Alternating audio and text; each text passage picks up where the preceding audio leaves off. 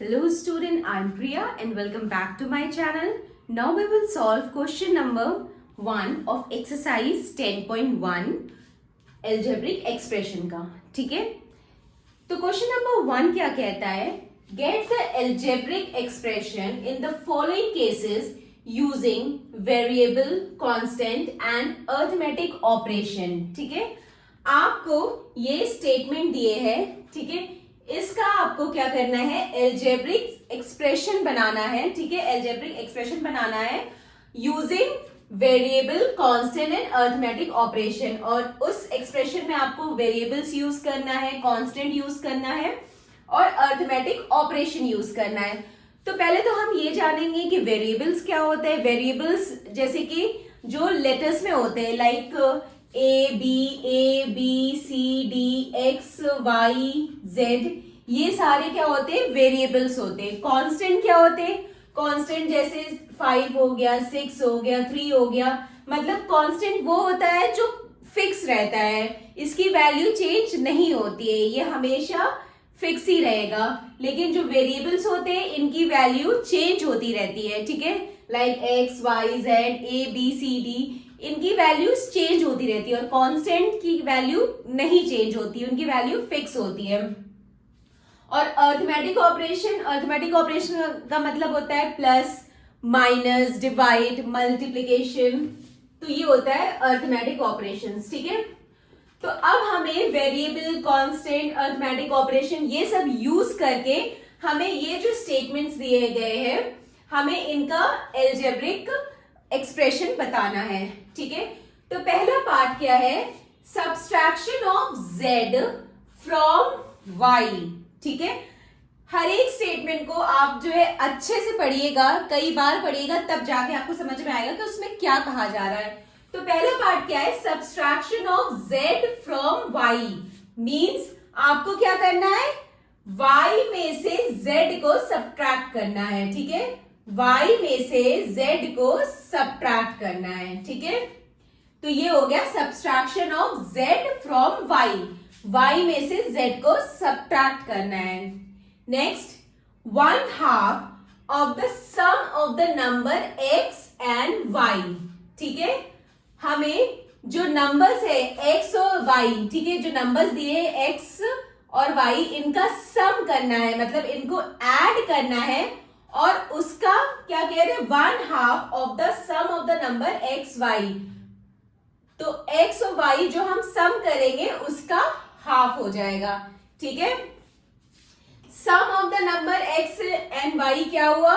x और y का addition. ठीक है, उसका हमें क्या करना है? हाफ.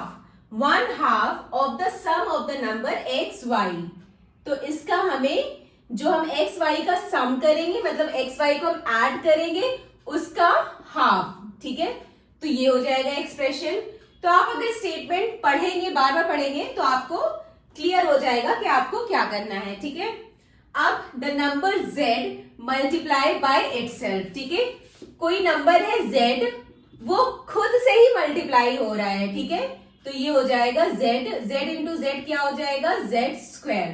ठीक है, the number z multiply by itself, मतलब कोई एक नंबर z है और वो खुद से ही मल्टीप्लाई हो रहा है, तो क्या हो जाएगा? z जो है वो खुद से ही मल्टीप्लाई हो रहा है, तो z into z equal to z². ठीक है, next, 1/4 of the product of number p and q. Product of number p and q. ठीक है, product of number p and q मतलब p एंड q का मल्टीप्लीकेशन. ठीक है, product of number p and q ये हो जाएगा. इसका क्या कह रहे हैं? 1/4. इसका 1/4. ठीक है, जो हम प्रोडक्ट करेंगे, जो मल्टीप्लीकेशन करेंगे p एंड q का, उसका 1/4. ठीक है, 1/4 of the product of number p and q. ठीक है, सो ये हो गया fourth part. Now come to the next part. Now the fifth part is number x and y both squared. ठीक है, स्क्वायर का मतलब कि अगर a है तो a² हो गया, b है तो b² हो गया. ठीक है, तो यहाँ पे x है तो x² हो जाएगा, y है तो y² हो जाएगा. number x and y both square and added.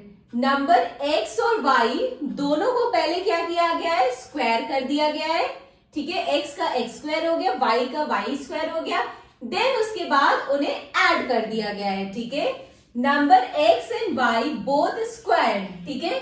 जो x और y है दोनों को स्क्वायर कर दिया है, x को x स्क्वायर हो गया, y का y स्क्वायर हो गया, एंड एडेड उसके बाद उसे ऐड कर दिया गया है, तो ये हो गया x square plus y square, इसका एक्सप्रेशन हो गया, ठीक है। Next number 5 added to 3 times the product of numbers m and n, ठीक है। Product of numbers m and n क्या हो गया, product of number m and n क्या हो गया, m into n, ठीक है। Product of numbers m and n क्या हो गया, m into n।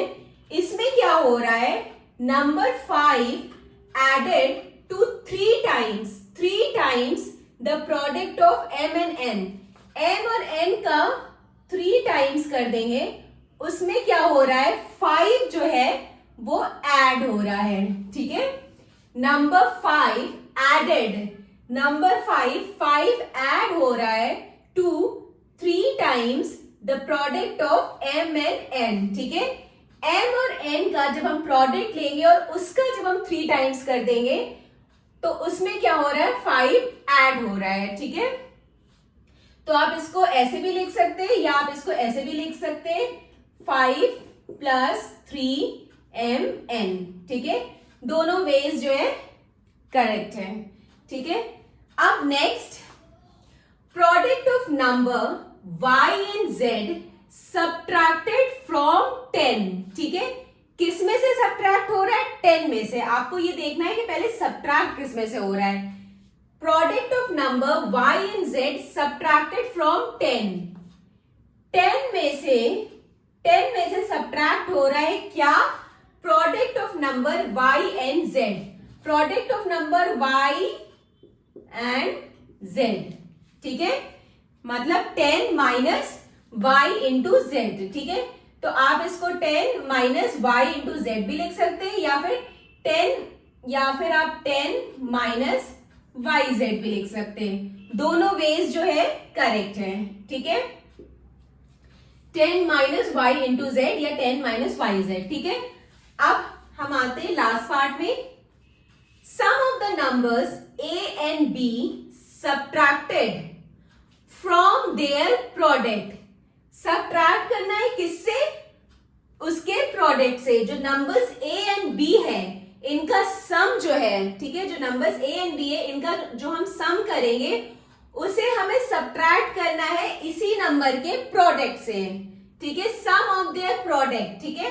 Some of their product इनका क्या हो गया, a क्रॉस b इसका प्रोडक्ट हो गया, ठीक है। a क्रॉस b से हमें सब्ट्रैक्ट करना है sum of the numbers a and b, sum of the numbers a and b, ठीक है। Sum of the numbers a and b, तो ये क्या हो गया, सम मतलब a प्लस b, सब्ट्रैक्ट हो रहा है, ये सब्ट्रैक्ट हो रहा है किससे, फ्रॉम देयर प्रोडक्ट, अपने ही प्रोडक्ट से। तो a क्रॉस b से ही सब्ट्रैक्ट हो रहा है, ठीक है। तो आप इसको ऐसे भी लिख सकते हैं, a b minus a plus b, ठीक है। दोनों वेज करेक्ट है। So this completed our question number 1. Now to question number 2 in the next video. Bye bye. Take care.